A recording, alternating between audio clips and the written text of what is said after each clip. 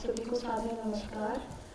आज जो मैं पेपर प्रेजेंट करने वाली हूँ that is basically based on the tribal music और उनके इंस्ट्रूमेंट्स। और उसमें जो मैंने प्रेजेंटेशन बनाई है वो चल नहीं पाई, लेकिन मैं थोड़ा सा इसको मोल्ड करके ही बोलती हूँ। सो बेसिकली जो इंडिया है, India is a country which is very rich in culture. In this country there are almost 645 tribes which are playing thousands of musical instruments according to their tradition. In this presentation we are going to know about some of those tribes and their musical instruments. So basically what is the meaning of tribes?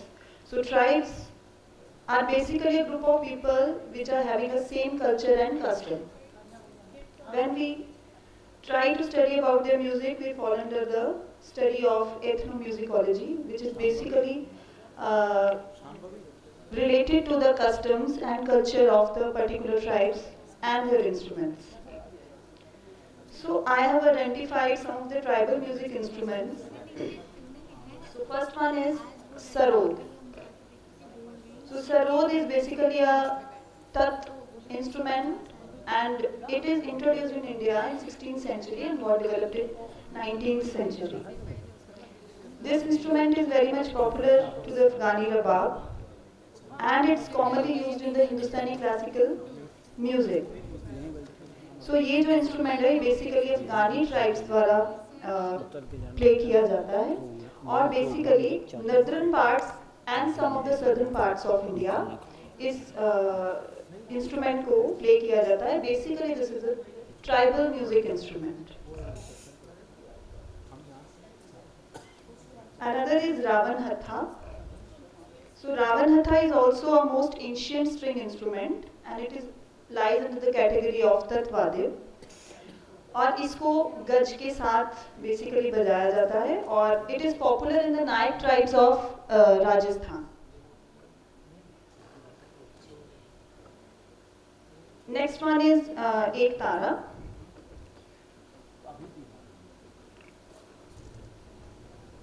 This instrument is popularly played in the tribes of Naths and Kalinaths saints. This string instrument is a part of Tatwadya and it's basically played with a little tool called ghazal and played with the fingers as well and with the ghazal as well. This instrument is made up by the shell of bottle gourd and the coconut. So ek tara jo hai, this is also basically one of the tribal music instrument जो कि अभी develop हुआ है. Next one is Urugei. So this percussion instrument is a glass-shaped instrument and under the category of Avnat Vadya. It's belong to the family of folk musical instruments also, and very much famous in the Sambal tribes and played in some parts of Tamil Nadu.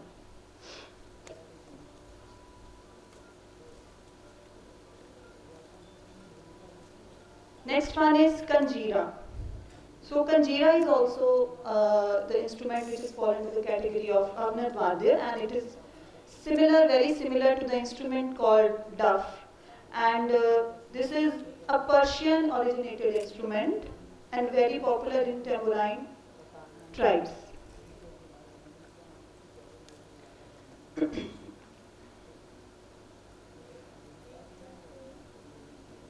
Another one is Pungi. So this instrument is played by passing air through it by the mouth, due to which it lies under the category of Sushil Vadya, and it is also very popular musical tribal instrument and played and highly associated with the Konkan tribe of Maharashtra and Dandi tribe of Gujarat. So basically this instrument is used by the snake charmer and the snake catchers.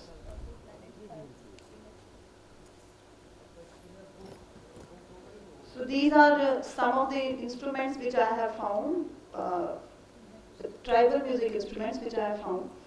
And next and the last one is Singa.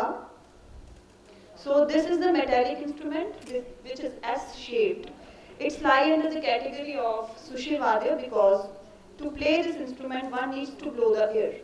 This instrument is commonly played in the marriage functions, and in some cases we can find out this instrument is made up of copper and highly associated with the Medicine tribes found in Odisha. So in short मैं ये कह सकती हूँ कि जितने भी ये tribal instruments हैं ये बेसिकली अब बहुत ज़्यादा ट्राइबल्स में ना रह के बहुत ज़्यादा ये पॉपुलर हो चुके हैं और आने वाली पीढ़ी जो है वो इसको अडॉप्ट कर रही है और इंटरनेशनल लेवल पर भी लेके जा रही है. Thank you so much.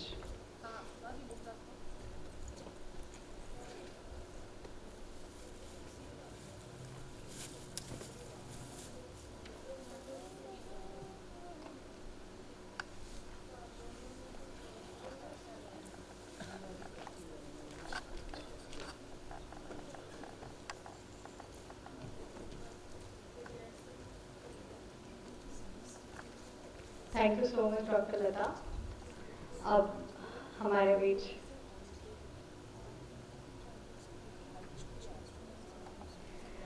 मैं नेक्स्ट पेपर प्रेजेंटेशन के लिए डॉक्टर रमन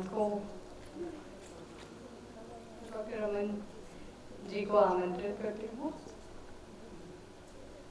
अब मुझे एक बार आप सभी, क्योंकि सभी अपने जैसे ही हैं, बता दें कि कितने लोग का पेपर प्रेजेंटेशन अभी बचा हुआ है और वो मेरे से आके डायरेक्टली संपर्क कर लें. अतुल जी, आप प्रेजेंट नहीं कर रहे? आप जम्मू विश्वविद्यालय से आए हैं, काफ़ी दूर से.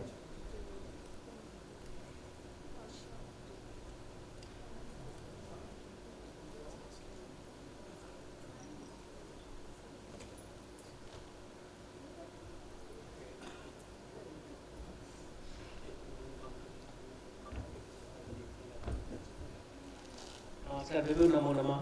मैं आदिल खुजूरिया जम्मू विश्वविद्यालय से हूँ और मैं एक शोध छात्र हूँ. वैसे तो मैं संगीत से नहीं हूँ, मेरा नाटक से संबंधित है. थोड़ा सा प्रयास मैंने किया है इसमें. वाल्मीकि रामायण में जो संगीत कला को उन्होंने जो दर्शाया है, संगीत के बारे में क्या बतलाया है, मैं वो आपके सामने रखने का थोड़ा सा प्रयास करूँगा.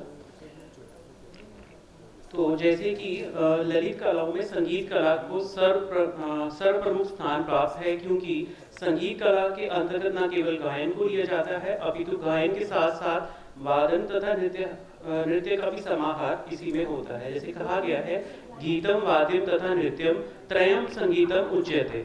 वास्तव में उस सुव्यवस्थित ध्वनि को हम संगीत कहते हैं जो कि रस की सृष्टि करे. रस से यहाँ अभिप्राय लिया गया है उस परम आनंद से है जो श्रवण इंद्रिय द्वारा अंतर्मन को प्राप्त होता है.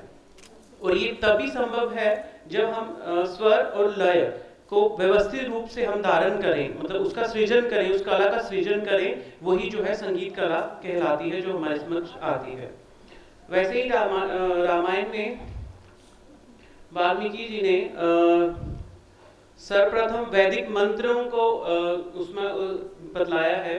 वैदिक मंत्रों में जैसे उन्होंने बतलाया है, अथ मंगल वादित्रे शब्दे श्रोत्रम मनोहरे प्रबोध्यत महाभायुर्दर्श लीवो महाबलाः. अर्थात उसमें बताया गया है कि वैदिक काल में ही पल्लवित संगीत कला की झलक आदि काव्य में विकसित स्वरूप से धारण करती हुई हमारे समक्ष आती है. वैद मंत्रों की ध्वनियां इतनी अधिक प्रभावशाली होती थी कि ब्रह्मघोष के भय से राक्षस ग्रीष्म ऋतु के मेघों की भांति सभी दिशाएं जो हैं भाग जाती थी. इसके साथ ही राम और रावण के युद्ध के समय लोकहित के लिए गयात्मक सामूहिक स्तुतियां उसमें की गई हैं. इसके अंतर्गत उन्होंने लोक संगीत, वैदिक के साथ साथ लोक संगीत का भी उसमें प्रचलन देखने को मिलता है. लोक संगीत से तो आप सभी होंगे ही. जैसे लव कुश ने रामायण काव्य का जो गायन बीच सभा में बैठकर किया था, उस समुद्र गान को सुनकर सभी श्रोताओं के चक्षु आंसुओं से भर जो उठ गए थे. ये उसमें लोक संगीत का भी इसमें धारणा दिखलाई गई है. इसके अतिरिक्त रामायण संगीत के प्रकार 3 प्रकार के उन्होंने संगीत बतलाए थे, जिसमें स्वर संगीत, वन संगीत तथा ताल संगीत को उसमें दर्शाया गया है। और गान के प्रकार की यदि बात की जाए तो सर्वप्रथम तो उन्होंने गान के 2 प्रकार जो बतलाए हैं वो है मार्ग एवं देशी, जिसमें भिन्न भिन्न प्रदेशों की भाषाओं में गाए जाने गान को उन्होंने देशी कहा है, और संपूर्ण राष्ट्र में प्रचलित भाषा का आश्रय लेकर गाया जाने वाला जो गान है उसको उन्होंने मार्ग बतलाया है। इसके अतिरिक्त उन्होंने गायन के तत्वों को भी इसमें बतलाया है, शब्द जातियां स्वरों के बारे में बतलाया है, स्वरों का स्थान एवं मूर्छना तथा त्रिप्रमाण आदि का भी उसमें वर्णन किया गया है। इसके अतिरिक्त रामायण में उन्होंने वर्णित संगीतज्ञों का भी उन्होंने वर्णन किया है, जिसमें उन्होंने चारण, भंदी, सूत, विद्याधर, नाग तथा नाग कन्याएं, किन्नर, सिद्ध, यक्ष, राक्षस आदि पात्रों का भी उल्लेख इसमें वर्णित किया गया है।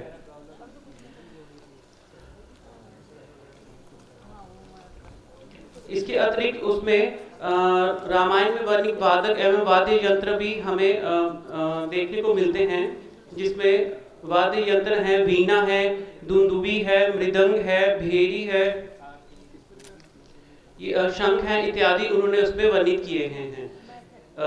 और आचार्य भर्तृहरि हैं, जैसे कि मैं साहित्य का छात्र हूँ, उन्होंने लिखा है साहित्य संगीत कला विहीनः साक्षात् पशु पुच्छ विशालहीनः तृणं न खादन्यं जीवमानः तथा भागधेयं परम पशुनाम। अर्थात उन्होंने कहा है कि जिस व्यक्ति को साहित्य से तात्पर्य यहाँ गद्य, पद्य, नाटक इत्यादि सभी से है, जिस व्यक्ति को साहित्य, संगीत या कला, जो व्यक्ति इससे विहीन है, अर्थात जिसको इसके इन कलाओं के बारे में ज्ञात नहीं है, वो साक्षात पशु पुच्छ विशाल विहीना, जैसे कोई पशु है जिसकी पूंछ या सींग नहीं है, वैसे ही जिस मनुष्य को साहित्य, संगीत, कला इनका अगर ज्ञान नहीं है, अगर वो इससे परिचित नहीं है, तो वो साक्षात जो है पशु जिस प्रकार सींग या पूंछ नहीं होने के समान ही है। और जो क्या करता है, तृणम न खादानमि जीवमानः तथा भागधेयं परम पशुनाम, अर्थात वो क्या है, एक सिर्फ तृणम घास फूस नहीं खा रहा है, इसके अतिरिक्त वो एक पशु के समान ही है।